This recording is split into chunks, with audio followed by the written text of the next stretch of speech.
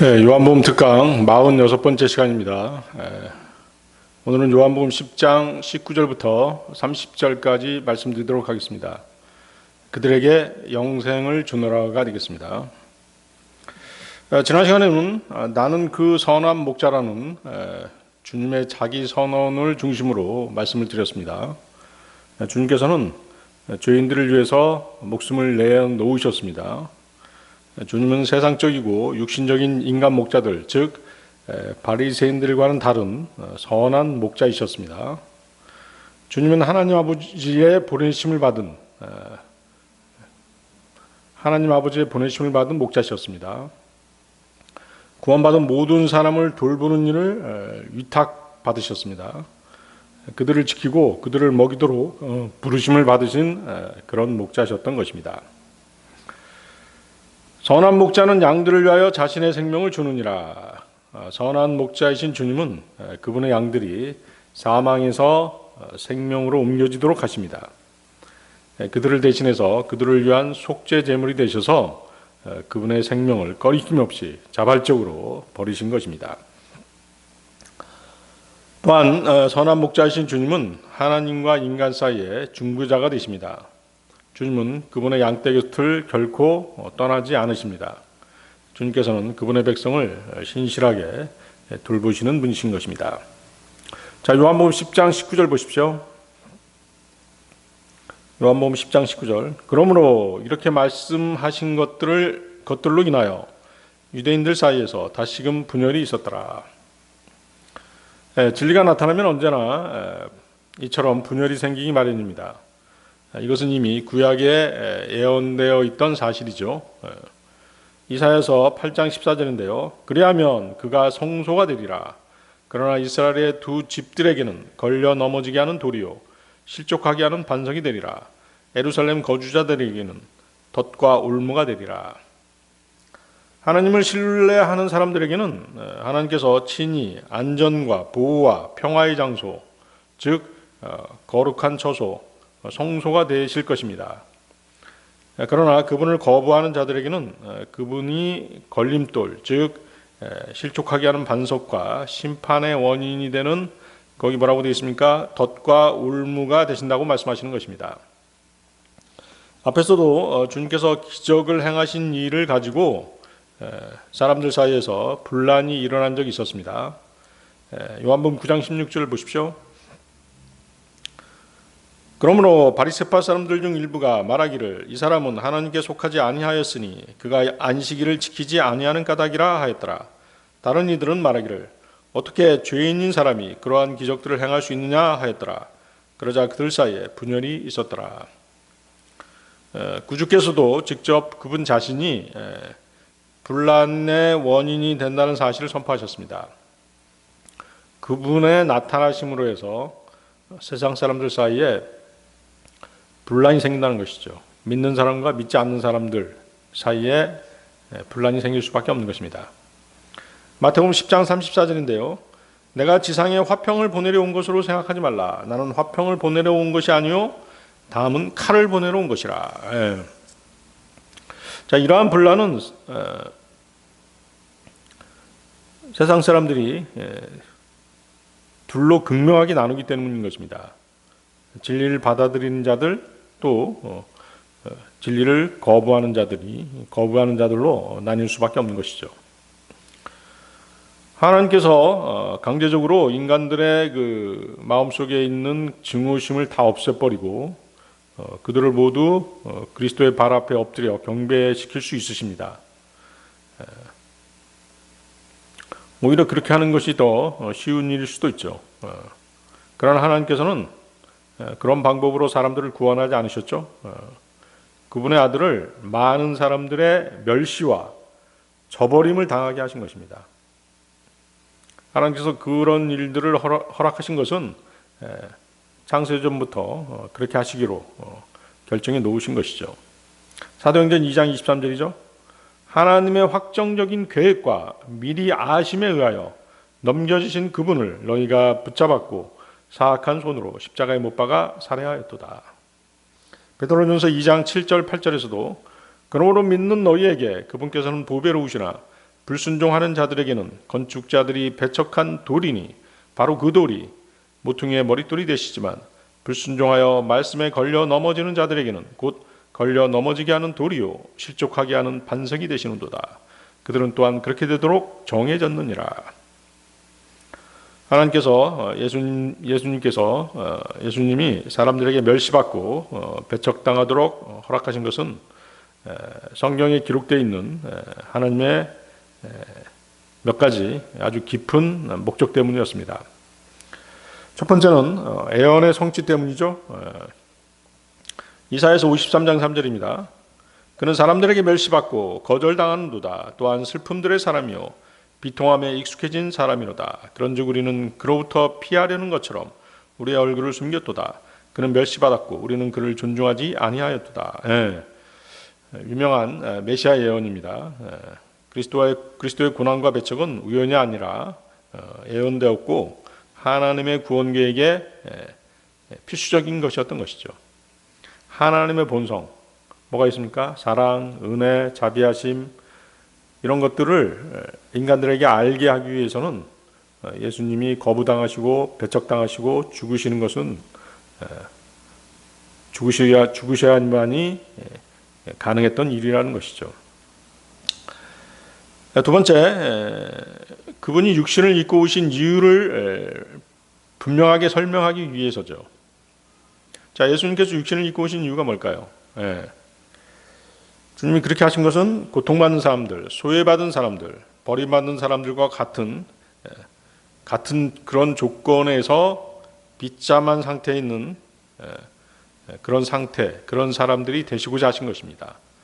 그들의 좌절과 실패와 상처 속으로 들어가시고자 하신 것이죠. 히브리서 4장 15절인데요. 이는 우리에게 계신 한 대제사장은 우리의 연약함들을 공감하지 못하는 분이 아니시기 때문이라. 오히려 모든 점들에서 우리가 그러한 것처럼 시험을 받으셨으나 그럼에도 죄는 없는 분이시라. 예수님은 멸시받고 배척당하심으로써 인간의 모든 어려움, 상처, 좌절, 실패, 고난 이런 모든 것들 속으로 스스로 걸어 들어가신 것입니다. 그래서 상처받은 이들과 함께 하시는 주님은 인간의 고통을 경험하시고 공감하심으로써 큰 자비와 은혜를 베푸실 수 있었던 것이죠. 세 번째는 고난을 통한 속죄가 되겠습니다. 예수님이 거부당하시고 순환당하신 것은 사람들이 주님을 받아들이고 구원받기 위한 회개의 필수적인 것이었습니다. 예수님께서 사람들에게 버림받고 고난받으셨을 때, 특히 그 십자가에서 죽으셨을 때, 이는 자신들의 죄가 얼마나 심각한지를 깨닫게 한 것이죠. 죄가 사람과 하나님 사이를 얼마나 분리시키는가를 보여주신 것입니다. 로마서 6장 23절이죠. 죄의 대가는 사망이요. 성경에서의 대전제가 뭡니까? 하나님과 인간 사이의 관계가 멀어진 것, 하나님과 인간 사이의 관계가 벌어지게 된 것은 바로 죄 때문이었던 것이잖아요. 그 관계를 회복하기 위해서는 죄 문제를 해결하는 수밖에 없는 것이죠. 그것을 해결하기 위해서는 주님께서 그렇게 배척당하시고 십자가에 죽으셔야 했던 것입니다. 그래서 그분의 죽음을 지켜본 사람들, 또 그분의 죽음에 대해서 알게 된 사람들은 어떻게 생각하는 것이에요? 내 죄가 정말 심각했구나. 하나님께서 육신을 입고 오셔서 내 죄 때문에 죽으셔야만 했구나. 그 죄값을 치러 주셨구나. 이 생각을 하게 되는 것입니다. 그렇죠? 그래서 내가 죄에서 돌이켜야 되겠구나 라고 하면서 주님을 영접하게 되는 것입니다. 그리고 하나님은 여전히 나를 사랑하시고 예수님의 십자가 죽음을 통해 구원의 길을 열어주셨구나 라고 하면서 하나님의 자비하심과 은혜 그리고 사랑을 깨닫게 되는 것입니다. 그리고 덧붙이자면 예수님의 고난과 죽음을 통해 사람들은 주님께서 인간의 고통과 소외당함을 진정으로 이해하신다는 것을 알 수 있게 된 것입니다. 그리고 그분께서 죽음에서 부활하심으로써 그분을 믿는 모든 사람에게 구원과 새 생명을 주실 능력이 있으심을 증명하신 것입니다. 이처럼 예수님이 배척당하시고 고난당하신 것은 사람들로 하여금 자신의 죄 때문이었음을 깨닫게 한 것입니다. 죄를 회개하고 그분의 사랑과 용서를 받아들이도록 하기 위함이었던 것이죠. 사도행전 20장 21절인데요. 하나님을 향한 회개와 우리 주 예수 그리스도를 향한 믿음을 유대인들에게 또한 헬라인들에게도 증언하였노라. 그렇죠? 복음을 받아들이기 위한 두 가지 큰 조건이잖아요. 회개와 믿음. 그래서 그분의 죽음이 온 인류와 하나님 사이를 화해시킨 것입니다. 이사야서 53장 5절. 그러나 그가 상처를 입은 것은 우리의 불법들로 인하며 그가 상한 것은 우리의 죄악들로 인함이라. 우리의 화평을 위하여 징계가 그의 위에 임하였도다. 그런즉 그가 맞은 채찍들로 우리가 치유되었도다. 주님의 거부당하심과 고난은 자신을 내어주는 사랑을 통해서 죄와 죽음에서 인류를 구원하시려는 하나님의 깊은 목적 때문이었던 것입니다. 요한복음 3장 16, 17절인데요. 이는 하나님께서 세상을 이처럼 사랑하셨기 때문에 그분께서 자신의 독생자를 주셨으니 누구든지 그를 믿는 자는 멸망하지 않고 다만 영원한 생명을 얻게 하려 하심이라. 이는 하나님께서 세상을 정죄하시고자 자신의 아들을 세상 속으로 보내신 것이 아니기 때문이요 오히려 그를 통하여 세상이 구원받게 하려 하심이라. 자, 네 번째는 세상 권력과 체계에 대한 도전이죠. 예수님께서 종교 지도자들과 정치 지도자들에게 배척당하신 것은 역설적으로 인간의 권력, 교만 그리고 세상 권력 체계에 대한 도전이었습니다. 자, 그러면 이 세상은 마귀가 지배하는 세상입니다. 그렇죠? 그분의 나라는 이 세상에 속하지 않습니다. 요한복음 18장 36절인데요. 나의 왕국은 이 세상에 속하지 아니하니라. 만일 나의 왕국이 이 세상에 속한다면 그때는 나의 종들이 싸워서 내가 유대인들에게 넘겨지지 않게 하였으리라. 그러나 지금은 나의 왕국이 이곳에서 나오지 아니하니라 하셨느니라. 이렇듯 세상이 주님을 배척하고 거부한 것은 세상 지혜의 어리석음을 보여준 것이죠. 고린도전서 1장 27절인데요. 그러나 하나님께서 지혜로운 자들을 당혹스럽게 하시려고 세상의 어리석은 것들을 선택하셨느니라. 또한 하나님께서 막강한 것들을 당혹스럽게 하시려고 세상의 약한 것들을 선택하셨느니라.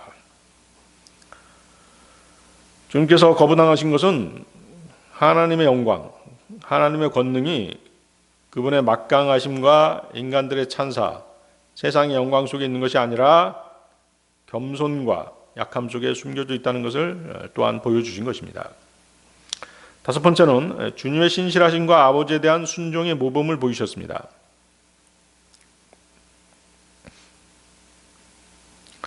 주님이 거부당하시고 배척당하시고 고난당하신 것은 하나님 아버지에 대한 순종의 일부였던 것이죠. 이해하시겠습니까? 네.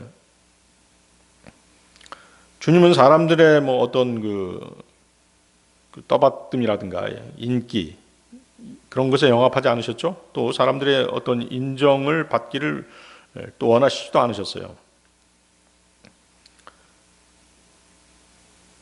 하나님 아버지의 뜻을 위해서 고난당하시고 배척당하시고 죽음에 이르기까지 순종하신 것입니다. 빌립보서 2장 8절이죠. 그리고 사람과 같은 모양으로 발견되신 그분께서는 스스로 겸손하시어 죽음 곧 십자가의 죽음에 이르기까지 순종하셨느니라. 그래서 그러한 순종은 바로 어디까지 이어졌다는 것이에요? 십자가의 죽음으로까지 이어졌다는 것입니다. 그로 인해서 우리를 포함한 온 인류가 구원받을 수 있는 그 길을 마련해 놓으신 것입니다. 또한 그 거부를 당하시면서도 아버지께 순종하신 모습은 그분을 따르는 그리스도인 제자들 또 우리들에게 모범이 되셨습니다. 모범을 보이신 것이죠. 순종의 모범이 되신 것입니다. 그래서 믿는 자들에게는 그분의 십자가를 지고 그분을 따르라고 부르실 수 있는 근거를 만들어 놓으신 것이죠. 누가복음 9장 23절이죠. 누구든 나를 따라오려거든 자신을 부인하고 매일 자기 십자가를 지고 나를 따르라. 그래서 주님께서 모든 것을 솔선수범해서 보여주셨기 때문에 우리도 기꺼이 즐거운 마음으로 주님을 자기 십자가를 지고 주님을 따를 수 있는 것입니다. 여섯 번째는 믿음으로의 초대입니다.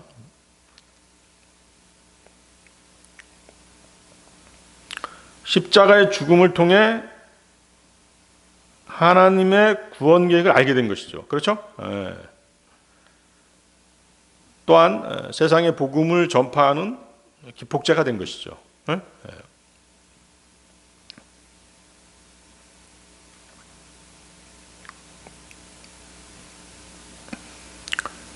이 모든 것들이 다 뭐예요? 그분의 죽음, 그분의 거절당하심, 배척당하심, 고난이 없었다라고 한다면 알 수 없는 것들이죠. 그래서 예수님의 거부당하심은 하나님의 구원 계획의 필수적인 것이었습니다. 인간의 죄로 인한 주님의 고난이 구원에 연결되는 것은 오직 그분의 풍성하신 자비하심과 은혜로 인한 것들이었습니다. 자, 요한복음 10장 20절, 21절로 가겠습니다.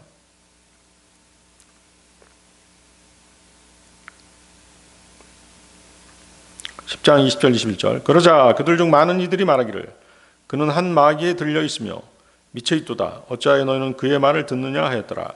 다른 이들은 말하기를 이것들은 한 마귀에 들린 자의 말들이 아니로다. 마귀가 눈먼 자의 두 눈을 열어줄 수 있겠느냐 하였더라. 자, 이것은 이제 다른 각도에서 보면 하나님의 아들이신 예수 그리스도를 보고 지금 마귀 들고 미쳤다라고 얘기하는 것이죠.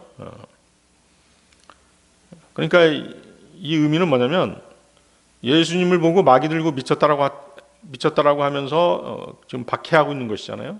그렇다라고 한다면 그분을 따르는 사람들에게도 그와 같은 또는 그 이상의 혹독한 박해가 가해질 것이라는 것을 짐작할 수 있게 하는 그런 구절이 되겠습니다. 주님께서는 미리 이 사실에 대해서 경고해 주셨죠. 마태복음 10장 25절인데요. 만일 그들이 그 집의 주인을 베엘제불이라고 불렀다면 하물며 그의 집안 사람들은 그들이 얼마나 더 심하게 부르겠느냐. 예수님을 마귀들의 왕인 베엘제불이라고 불렀다면 주님께 속한 사람들은 더 심하고 혹독하게 대할 것이라고 말씀하시는 것입니다. 주님께서 그 마귀 들리고 눈 멀고 벙어리 된 자들을 고치셨을 때 바리새인들이 뭐라고 그랬습니까? 베엘제불의 힘을 빌어서 마귀를 쫓아냈다라고 그렇게 공격했었죠. 여기서 베엘제불은 히브리 단어입니다. 히브리 단어로서 그 베엘은 주라는 뜻이고 제불은 마귀 또는 팔이라는 의미를 가지고 있습니다. 베엘은 주, 신 뭐 이런 뜻이죠. 그러니까 베엘제불 하면 마귀의 주 또는 마귀의 왕 혹은 파리의 주, 파리의 왕이라는 뜻입니다. 옛날 영국 극작가인가요? 영국 소설가인가 파리 제왕이라고 하는 그런 소설로 노벨 문학상을 받은 적이 있었죠. 갑자기 그게 생각나는데 바로 여기서 따온 것이에요. 그 소설 제목이 파리 제왕이었을 거예요. 파리 대왕이었을 거예요 아마. 그러니까 뭐예요? 마귀의 왕, 또 파리의 왕, 마귀의 주, 파리의 주라고 하면 누굴 얘기하는 것이에요? 바로 사탄을 얘기하는 것이죠. 그런데 그 영국 소설가, 노벨상을 받은 영국 소설가의 그 소설 내용은 이런 어떤 영적인 내용하고는 전혀 상관이 없었죠. 제목만 그렇게 따온 것입니다. 그래서 본문은 과거 예수님께서 마귀의 왕이라는 모욕적인 말을 들으셨는데 그런 연유로 인해서 앞으로는 계속해서 극심한 고난을 받게 될 것이다. 그리고 이러한 스승을 따르는 제자들, 즉 거기서 뭐라고 돼 있어요? 집안 사람들이라고 돼 있죠. 집안 사람들에게는 그보다 더한 핍박이 있지 않겠느냐, 그보다 더한 핍박이 있지 않겠느냐는 그런 의미인 것입니다. 21절을 다시 보십시오. 21절. 자, 마귀 들린 사람은 소경의 눈을 뜨게 할 수 없다는 것, 하나님의 능력만이 그 일을 가능케 한다는 것이 예수님을 지지하는 그 소수의 사람들의 주장입니다. 그렇죠? 옳은 주장인 것이죠. 이는 장차 도래할 메시아 왕국을 노래한 이사야서 35장 5절을 근거로 그렇게 말한 것입니다. 이사야서 35장 5절, 그때 눈먼 자들의 눈이 열릴 것이요 귀먹은 자들의 귀가 뚫리리라. 그렇죠? 그래서 이 구절은 이제 주님의 초림 재림 다 적용할 수가 있겠습니다. 이러한 이사야의 예언이 있었기에 그들은 소수일지라도 더 힘있게 자신의 주장, 자신의 믿음을 내보일 수 있었던 것입니다. 구약의 일반적인 경향으로 볼 때 마귀는 이방신들을 조롱하는 말이었습니다. 아까 베엘제불 나오잖아요. 마귀 들린 사람이 하나님의 능력을 대신한다는 주장은 유대인 사회에서는 받아들일 수 없는 그런 말이었던 것이죠. 그래서 그 요한복음 9장 32절, 33절에서도 날 때부터 소경이었다가 눈을 뜨게 된 그 사내도 뭐라고 얘기했습니까? 세상이 시작된 이래 어떤 사람이 눈먼 자로 태어난 이에 두 눈을 열어주었다는 것은 들려오지 아니하였나이다. 만일 이 사람이 하나님께 속하지 아니하였다면 그는 아무것도 행할 수 없었으리라 하고 주님의 편에 서서 주님을 변호했던 것입니다. 자, 요한복음 10장 22절 23절로 가겠습니다. 이후에 예루살렘에 봉헌절이 있었는데 때는 겨울이었더라. 그런데 예수님께서 성전 안에서 솔로몬의 주랑을 거니셨더라. 봉헌절이 나오죠? 다른 그 성경은 이제 수전절이라고 되어 있습니다. 그렇지만 봉헌절이 맞는 것이죠. 거기 영어 보세요. The Feast of the Dedication이라고 되어 있잖아요. 봉헌절이라는 뜻입니다. 수전절이라고 하면 뭐냐면 수전, 성전을 수리했다는 뜻이거든요. 그런 의미는 아니죠. 봉헌절이 맞습니다. 그래서 유대인들의 입장에서는 하누카라고 하죠. 하누카 또는 빛의 축제라고 얘기를 합니다. 기원전 2세기 유대인의 제2성전, 제2성전이 어디죠? 수립바벨 성전이죠. 제1성전이 이제 솔로몬 성전, 제2성전이 수립바벨 성전입니다. 이 수립바벨 성전을 그 바벨론의 포로로 끌려갔다가 돌아오면서 이제 수립바벨 성전이 지어진 것이에요. 솔로몬 성전보다도 이제 규모가 작았죠. 그러다가 이것을 계속 증축, 개축 막 이렇게 하면서 헤롯 성전 때까지 온 것이에요. 그래서 헤롯 성전도 제2성전인 것입니다. 그러다가 AD 70년 로마군에 의해서 다 무너져 버리게 된 것이죠. 그래서 이제 그 제2성전 수르바벨 성전을 지어 놓고 있다가 그것이 이제 그 이방인 침략자 BC 167년인데요. 셀루쿠스 왕조의 안티오쿠스 에피파네스, 여러분들 아시죠? 안티오쿠스 에피파네스 4세라는 사람에 의해서 예루살렘 성전이 더럽혀지게 됩니다. 그 안티오쿠스 에피파네스 4세는 적그리스도의 예표가 되는 그런 인물이죠. 그는 유대교를 금하게 됩니다. 유대교를 금지시켰고 성전에다가 제우스를 위한 제단을 세우기까지 한 것이죠. 그렇죠? 우상을 세운 것이죠.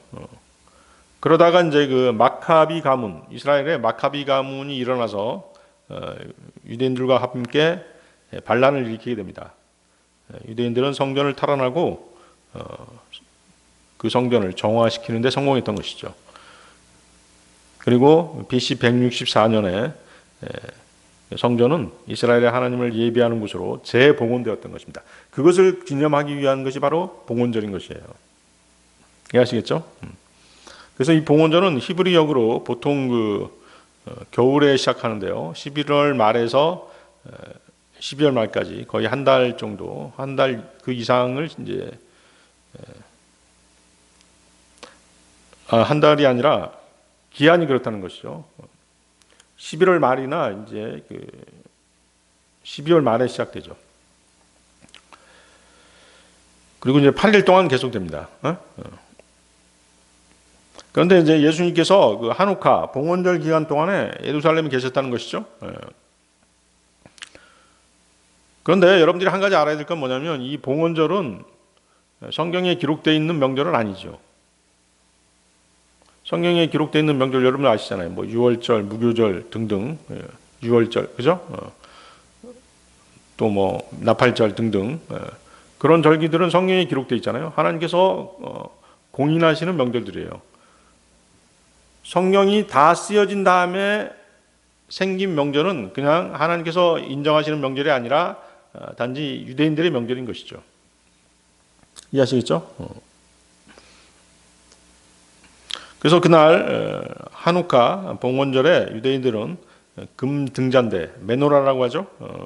메노라에 불을 밝히고 이날을 축하하는 것입니다. 매일 밤 촛불을 하나씩 더 켜서 8일 동안 계속 축제를 벌입니다. 자, 그러나 우리는 이제 그 주 예수님께서 그 솔로몬의 주랑에 쓸쓸히 이렇게 거닐고 계심을 더 주목해 봐야 됩니다.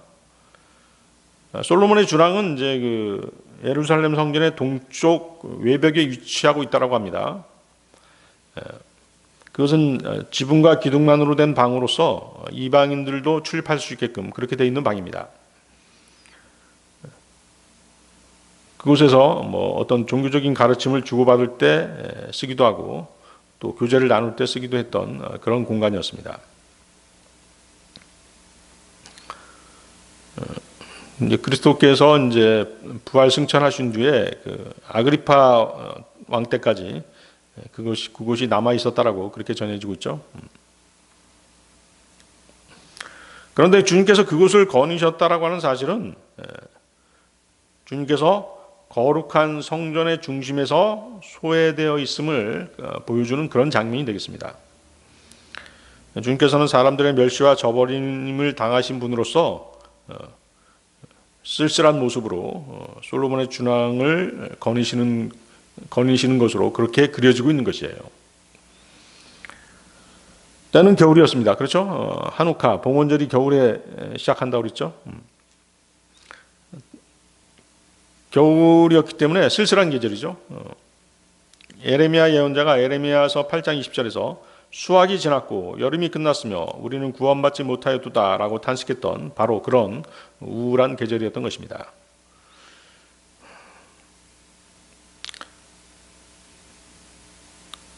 이 계절이 더욱 우울했던 것은 무엇 때문인가요? 봉헌절이라고 하는 축제가 있었지만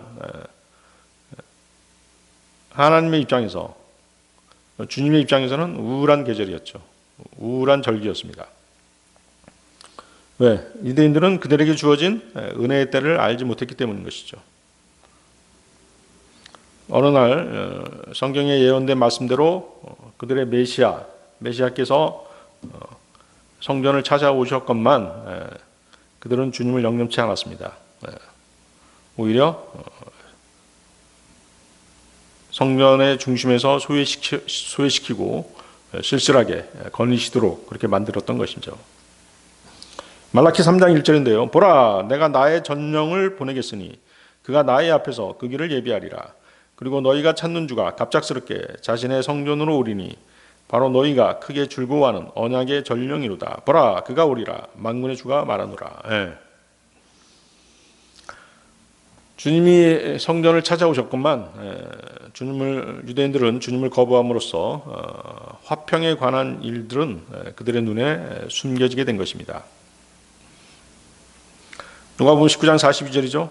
만일 너만이라도 적어도 이 너의 날이라도 너의 화평에 속한 것들을 내가 알았더라면 그러나 이제 그것들이 너의 두 눈에서 숨겨졌도다.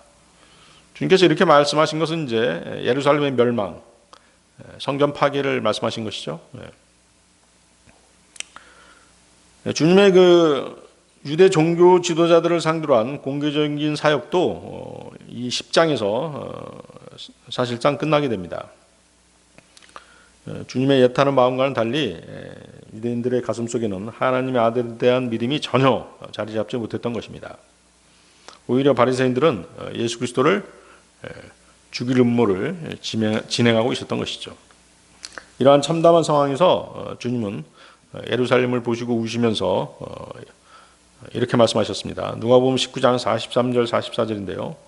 이는 그날들이 너에게 임할 것이기 때문이니 너의 대적들이 내 주위에 참호를 파내고 내 주변을 둘러싼 다음 너를 사면으로 가두며 지면에까지 눕힐 것이요 내 안에 있는 너의 자식들까지 걸어하리라. 그리하여 그들은 너에게서 돌 하나도 다른 돌 위에 남기지 아니하리라. 이는 내가 너의 감찰의 때를 몰랐기 때문이라. 누가복음 19장 43절 44절 보십시오. 거기 뭐가 나오냐면 이제 그 너의 감찰의 때가 나오죠. The time of thy visitation이죠. 감찰의 때라고 번역을 했는데요. 비지테이션 하면 이제 그 방문이죠. 방문의 때. 주님께서 이제 성전을 찾아오신 것이죠. 이스라엘을 찾아오신 것입니다. 그분의 백성을 찾아오신 것이죠. 그래서 하나님께서 예수님을 통해 그분의 백성을 방문하셔서 그들에게 평화와 구원의 메시지를 제안했던 때를 가리키는 것입니다. 하지만 그들은 그것을 깨닫지 못했죠. 그래서 예수님께서는 예루살렘을 보시고 우시면서 이 말씀을 하신 것이에요. 이 중요한 순간을 깨닫지 못한 것을 슬퍼하신 것입니다. 종교 지도자들과 많은 사람들이 그분을 메시아로 받아들이지 않았습니다. 이러한 거부 때문에 예수님은 예루살렘의 멸망을 예언하실 수밖에 없었죠. 그래서 역사적으로 서기 70년에 AD 70년에 로마인들이 예루살렘과 성전을 파괴했을 때 그때 그 성전 파괴와 함께 이스라엘이 멸망해 버린 것입니다. 예수 그리스도께서 육신을 입고 이 땅에 오신 것은 이스라엘에 대하여 약속되었던 메시아로 출현하시기 위함이었습니다. 그렇죠? 또 죄 때문에 자신을 희생제물로 드리기 위함이었습니다. 그렇지만 다 거부당했죠.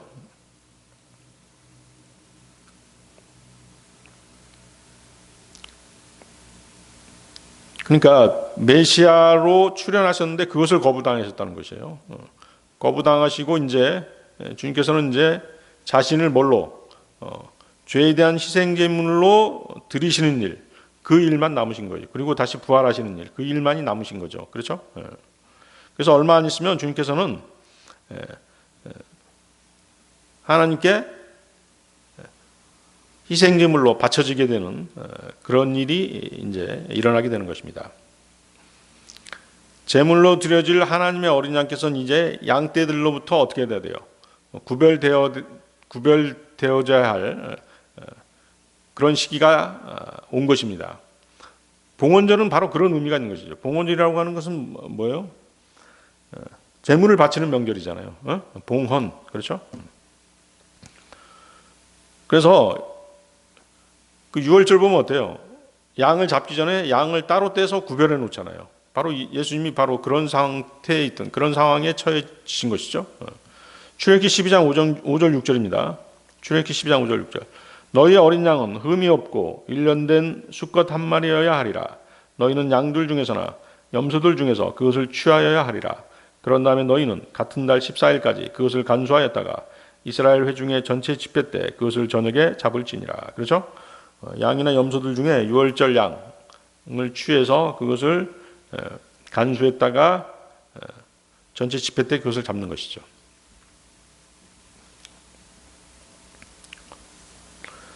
그래서 이제 그 흠 없는 어린 양을 다른 양들이나 염소들로부터 골라내서 따로 떼어놓고 간수하는 것 때문에 이 말씀, 거기 36절 보십시오. 다시 돌아가 보세요. 10장 36절 뭐라고 말씀하셨어요? 10장 36절 한번 보세요. 그 밑에 36절에서 뭐라고 말씀합니까?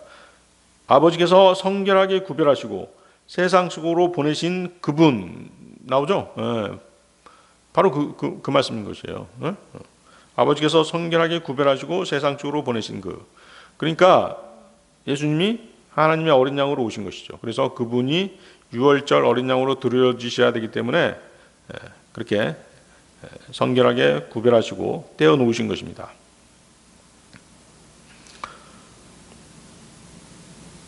그래서 이제 그 봉헌절이 등장한 것은 그냥 우연히 등장한 것이 아니라 예수 그리스도께서 희생제물로 드려지게 될 것을 거기 22절에서부터 미리 성령님께서 암시해 주신 것이죠. 그래서 따라서 그 봉헌절은 예수 그리스도께서 요한복음 10장 15절에서 말씀하신 대로 나는 양들을 위하여 나의 생명을 내려놓느니라고 하셨던 말씀과 연관이 있는 것입니다. 그래서 성전 봉헌의 원형은 구주께서 자신을 하나님께 드리는 것이었습니다. 자, 요한복음 10장 24절 25절로 가겠습니다. 요한복음 10장 24절 25절.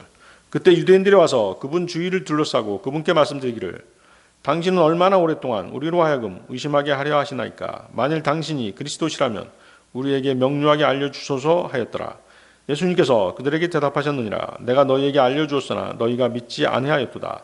내가 나의 아버지의 이름으로 행하는 일들 그것들이 나에 관하여 증거하느니라. 자, 주님은 그분의 메시아 되심을 많은 사람들에게 선포하셨습니다. 주님께서는 벌써 수차례에 걸쳐서 그들에게 충분하고도 분명하게 자신이 하나님의 아들이심을 알 수 있는 증거들을 보여주셨습니다. 또 많은 기적들을 행하심으로써 그 사실을 입증하셨습니다. 또한 주님이 보여주신 그분의 인격과 생활 태도, 행하신 일들이 그분의 메시아 되심을 아주 풍부하게 증거해주고 있는 것이죠.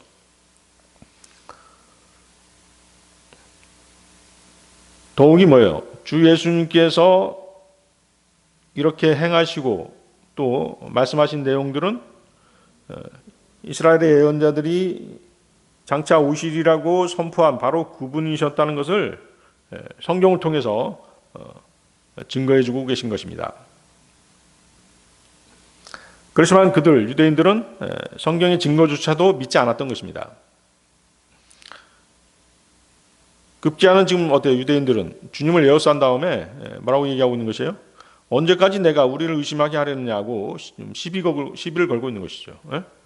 트집 잡고 있는 것이죠. 그들이 이렇게 물은 것은 그들의 사악한 본성을 드러낸 것입니다. 그리고 예수 그리스도께서 유대인들을 위한 공개적인 사역이 더 이상 아무 소용이 없음을 단적으로 보여주는 그런 장면인 것이죠. 때문에 이스라엘에 대한 예수님의 공적인 사역은 이 요한복음 10장 후반부를 기점으로 종결되고 마는 것입니다. 유대인들은 메시아에 대한 기대가 아주 높았습니다. 그럴 수밖에 없는 것이 당시 그들이 로마의 식민 지배하에 있었기 때문에 더욱 그랬던 것이죠. 많은 유대인들은 이스라엘을 로마의 압제에서 구원해줄 정치적인 메시아를 원했습니다.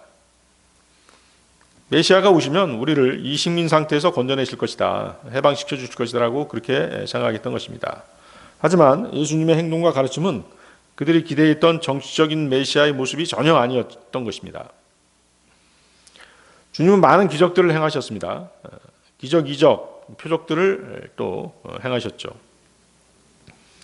주님은 자신이 하나님께로부터 왔다고 주장하셨습니다. 하지만 주님은 유대인들의 민족주의적 또는 정치적 열망에는 동조하지 않으셨습니다. 그건 하나님의 뜻이 아니었기 때문이죠.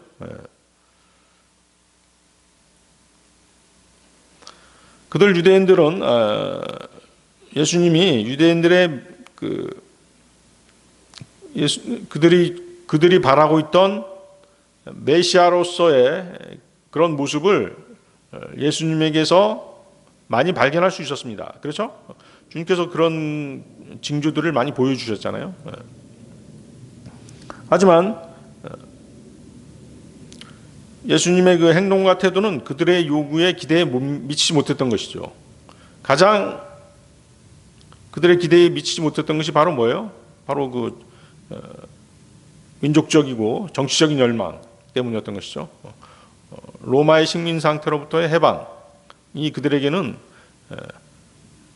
가장 중요했는데 주님께서는 전혀 그것에 대해서 동조하지 않으셨던 것이죠. 그래서 지금 이들이 주님을 에워싸고 주님의 신분에 대한 명확한 답을 요구하고 있는 것입니다. 정치적이고 민족적이고 종교적인 노선에 그들과 함께해서 자신들의 요구를 들어줄 수 있는지 그렇지 않은지를 최종적으로 물어본 것입니다. 그래서 그들의 질문은 진리에 대한 갈망이라기보다는 마음의 완고함에서 나온 그런 악한 저항이었던 것이죠. 그들은 예수님이 누구신지 알 만큼 충분히 보고 또 들었습니다. 예수님께서 행하신 일들이 그분을 증거하고 있습니다. 하지만 그들은 예수님의 정체가 그들의 기존 질서에 도전한다라고 그렇게 생각한 것입니다. 그래서 믿기를 거부한 것이죠. 특히 종교 지도자들이 그랬었죠. 그래서 그들의 의심은 정보 부족 때문에 그런 것이 아니라 명백하게 드러난 사실들을 고의적으로 받아들이지 않으려는 그런 명백한 거부의 표현이었던 것입니다.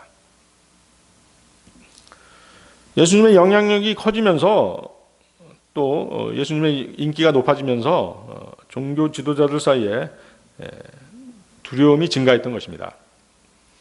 예수님의 주장과 제자들의 태도와 행동이 로마 통치하에서 어떻게 해서든지 유대인의 정체성을 유지하려고 했던 그들의 종교적, 정치적 균형을 위협한다라고 그렇게 판단했던 그런 측면도 있었던 것입니다.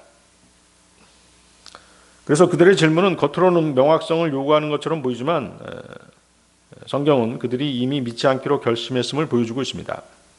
그들의 물음은 믿음을 구하는 마음이 아니었습니다. 오히려 믿지 않겠다라고 하는 완고한 태도에 가까웠던 것입니다. 한편 그들은 주님께 자신들의 믿지 못함, 불신에 대한 책임을 전가하려는 그런 측면도 있었습니다. 그들은 그들의 비합리적이고 하나님을 모욕하는 의심에 대한 책임이 주님께 있다라고 주장했던 것이죠. 이렇듯 거듭나지 못한 사람들은 언제나 그렇듯이 이런 식으로 죄에 대한 책임을 회피하려고 하는 것입니다. 아담에게 물려받은 죄죠. 하나님께서 아담에게 선악과를 먹은 이유를 물으셨습니다. 그러자 아담은 자신의 죄에 대한 책임을 누구에게 전가하는 것이에요? 먼저 이브에게 전가했죠. 나의 뼈들 중에 뼈요, 나의 살들 중에 살이라고 하면서 한 몸임을 고백하고 애정을 표시했던 이브에게 그 책임을 먼저 전가했습니다. 그리고 나중에는 누구에게? 최종적으로 이브를 만들어주신 하나님께 책임을 전가했던 것입니다. 창세기 3장 12절이죠. 당신께서 저와 함께하라고 주신 여자인 그녀가 제게 그 나무에서 나는 것을 주었기에 제가 먹었나이다. 오늘날도 마찬가지입니다. 사람들은 하나님께서 그분이 계시다는 확실한 증거를 충분히 주지 않으셨다라고 하나님께 책임을 돌리는 것입니다.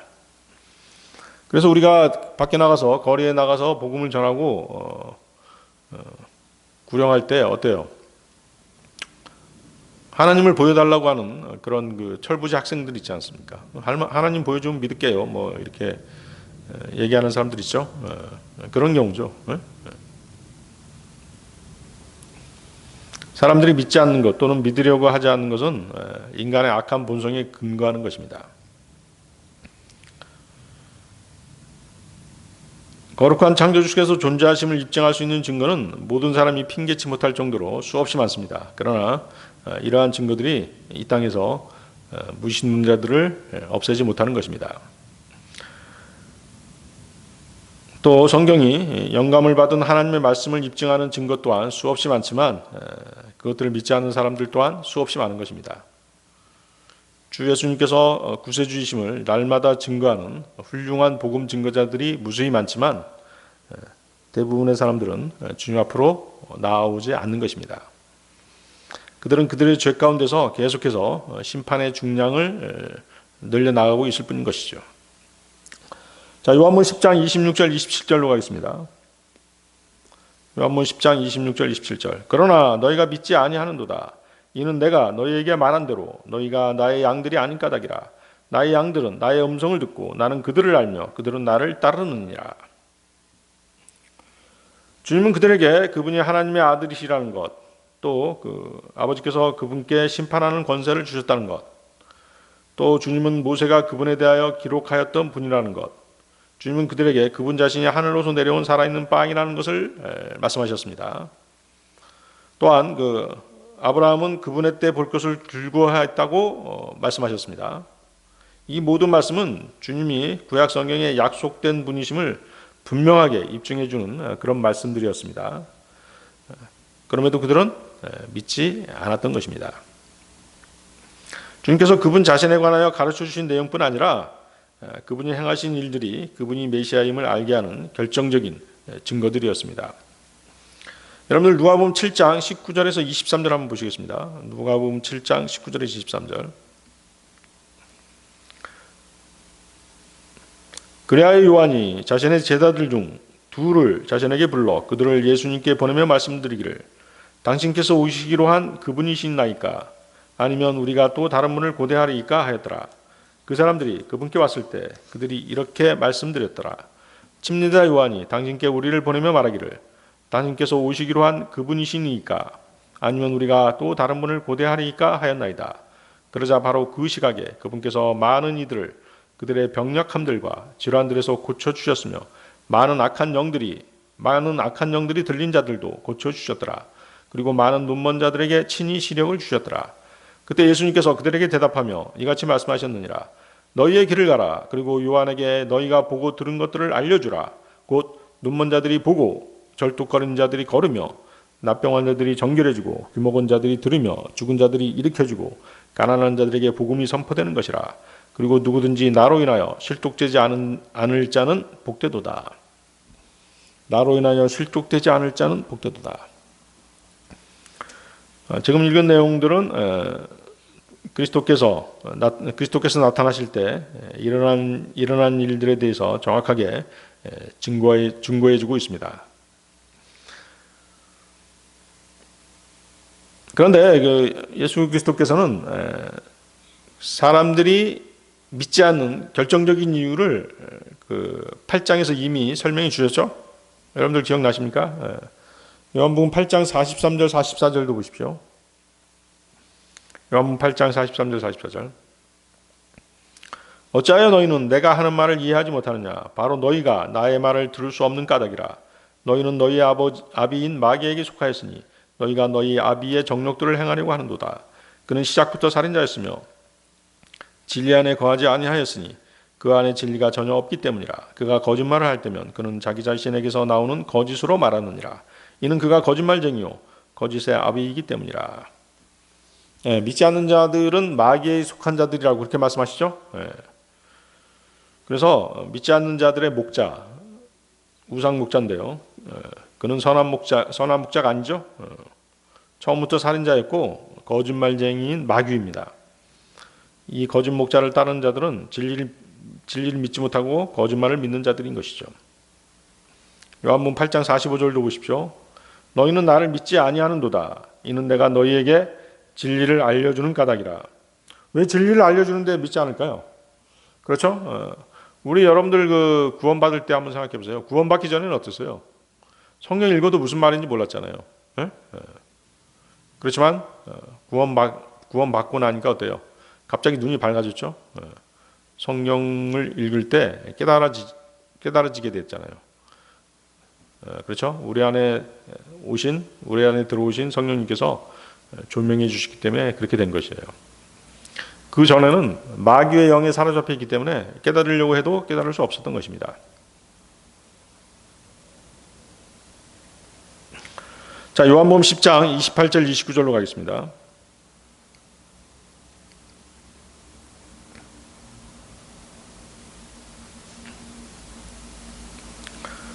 10장 28절 29절. 그리고 나는 그들에게 영생을 주노라. 그런즉 그들은 결코 멸망하지 아니할 것이요 아무도 나의 손에서 그들을 빼앗아내지 못할 것이라. 그들을 나에게 주신 나의 아버지께서는 모든 것보다 더 위대하시니라. 그런즉 아무도 나의 아버지의 손에서 그들을 빼앗아내지 못하리라. 자, 주님을 믿는다는 것, 즉 주님을 따른다라고 하는 것은 그분께서 영원히 사시는 것처럼 영생에 참여하는 일입니다. 그렇죠? 우리 구원받을 때 영생을 보장받았잖아요. 지금 주님께서는 그분의 양들에게 영생을 주실 것을 약속하고 계십니다. 그렇죠? 그리고 나는 그들에게 영생을 주노라. 그리스도께서는 그분의 양들을 아주 귀히 여기십니다. 아버지께서 그분에게 그들을 맡기셨기 때문인 것이죠. 이것이 바로 선한 목자의 본성인 것이죠. 자, 그런데 이 구절은 그 구원의 영원한 보장에 대한 아주 위대한 구절이죠. 거기 보세요. 주님께서 뭐라고 말씀하십니까? 나의 손에서라고 말씀하시죠. 29절에서는 나의 아버지의 손에서 아무도 양들을 빼앗아갈 수 없다라고 말씀하시잖아요. 자, 그런데 이제 그 나의 손, 아버지의 손 어때요? 같은 손이죠. 주님의 손인 곧 하나님 아버지의 손입니다. 이 두 분의 손은 실은 같은 한 분의 손인 것입니다. 그래서 요한복음 10장 30절에서 뭐라고 말씀하셨어요? 그 밑에 요한복음 10장 30절 보세요. 나와 나의 아버지는 하나니라고 말씀하시죠. 여러분이 구원받고 하나님의 자녀가 되었다면 그 어떤 사람도 심지어 마귀주사도 여러분을 하나님의 손에서 빼앗아갈 수 없는 것입니다. 구원받은 그리스도인은 예수 그리스도의 손 안에 있기 때문에 절대 안전한 것이죠. 고린도전서 12장 27절입니다. 이제 너희는 그리스도의 몸이며 개별적으로는 지체들이라. 그렇죠? 우리가 그리스도의 지체라고 말씀하시잖아요. 그래서 그리스도인은 결코 주님의 손에서 빼앗길 수 없는 존재인 것입니다. 그리스도인은 거듭나는 즉시 주님의 지체, 즉 주님의 몸의 일부가 되기 때문입니다. 그 누가 창조주의 몸에서 우리를 잘라낼 수 있겠습니까? 그리스도인은 이제 그분의 손에서 빠져나가려고 해도 불가능한 상태에 있는 것입니다. 교리적으로는 그리스도인은 예수 그리스도 안에 들어가 있고 그분께서는 우리 안에 들어와 계십니다. 주님은 그분의 몸의 일부가 된 우리를 스스로 잘라내실 수 없으신 것이죠. 예수 그리스도께서 우리 안에 들어와 있다는 것은 영으로 들어와 계신 것이에요. 그렇기 때문에 우리의 구원과 영생은 안전한 것입니다. 나는 그들에게 영생을 주노라. 그런즉 그들은 결코 멸망하지 아니할 것이요 아무도 나의 손에서 그들을 빼앗아내지 못할 것이라. 자, 요한복음 10장 30절입니다. 나와 나의 아버지는 하나니라. 이것은 이제 예수 그리스도께서 그분 자신이 곧 하나님이심을 선언하신 것입니다. 그분의 신성을 명백하게 밝히신 말씀인 것이죠. 이 말씀은 하나님께서 친히 육신을 입고 이 땅에 오셨음을 선언하고 있는 것입니다.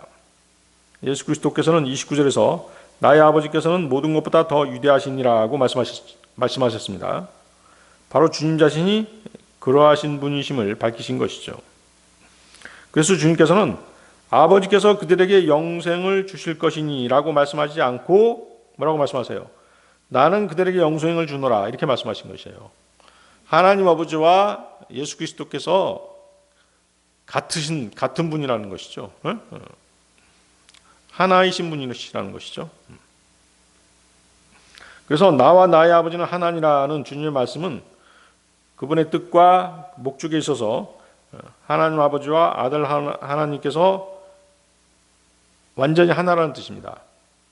그러니까 쌍둥이처럼 그렇게 비슷하다든가 동일하다라고 표현하는 것은 오히려 요한복음 10장 30절을 제한하는 그런 의미가 있는 것이죠. 나와 나의 아버지는 하나니라라고 말씀하시기 때문에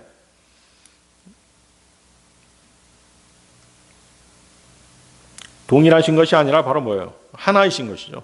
동일하다는 것과 하나는 다른 것이에요. 그러니까 주 예수님이 바로 주 하나님이시라는 것이죠. 다시 말하면 아들 하나님과 성부 하나님의 똑같은 능력을 말씀하고 계신 것입니다. 아무도 그분의 손에서 그들을 빼앗을 수 없음을 증거하기 위해서 주님은 나와 아버지는 하나니라고 이렇게 말씀하신 것이에요. 주님은 그분의 양들을 보호하고 양들이 빼앗기지 않도록 하는 능력으로서 어때요? 성부 하나님과 성자 하나님은 하나라는 그런 뜻인 것이죠. 그래서 바로 이 말씀을 하신 것이에요.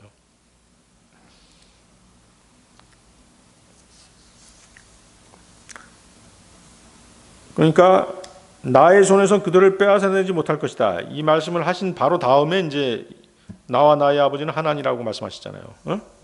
그것이 바로 성부 하나님과 성자 하나님은 능력에 있어서 똑같다는 것이죠. 그러니까 양들을 보호하고 양들을 빼앗기지 않도록 하는 그 능력에 있어서 성부 하나님과 성자 하나님은 같다. 그렇게 말씀하신 것이에요. 그래서 아버지께서 행하시는 일이 어떠함 같이 아들이 행하시는 일도 그러하다는 것이죠. 아버지께서 전능하신 것 같이 아들도 전능하십니다. 그리고 아버지께서 소유하시는 것은 무엇이든지 아들도 소유하신다는 뜻입니다. 아버지는 아들 안에 있고 아들은 아버지 안에 있습니다. 그것이 성경 교리죠. 이 두 분은 그 본성과 완전하심과 영광에 있어서 하나이신 것입니다. 요한복음 14장 10절입니다. 요한복음 14장 10절. 내가 아버지 안에 있고 아버지께서 내 안에 계심을 너희가 믿지 아니하느냐? 내가 너희에게 전한 말들은 내가 스스로 전하는 것이 아니니라. 다만 내 안에 거하시는 아버지 곧 그분께서 그 일들을 행하시는 것이니라. 또 요한복음 17장 10절도 그리고 저의 것이 모두 당신의 것이오며 당신 것이 저의 것이니이다. 그런즉 제가 그들 안에서 영화롭게 되었나이다. 오늘 여기까지 하겠습니다.